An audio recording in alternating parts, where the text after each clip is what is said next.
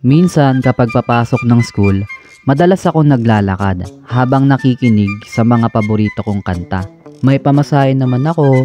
Naglalakad lang ako para magkaroon ng peace of mind, para mawala ang piece of shit. Yun nga lang, pag silip ko ng pinto, nagkaklase na pala si ma'am. Kaya dinouble check ko yung class schedule namin. Friday noon, at 10 AM pala yung pasok. Akala ko 10:30.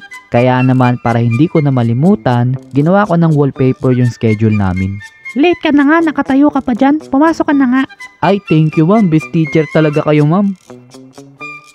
Carl, Bakit? pagtripan natin si Nards. Sige, hehe. Makakaupo na rin ako sa wakas.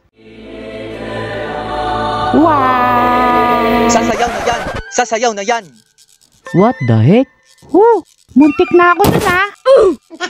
Sige, dahil late ka, tumayo ka muna dito sa may harap. At hindi ka uupo kapag hindi ka sumayaw. Ma'am, paano yan ma'am? Hindi ako marunong sumayaw. Ah, alam ko na. Ma'am, pwede po ba silang isama ma'am? Kala nyo ha? Bakit? Na-date ba kami?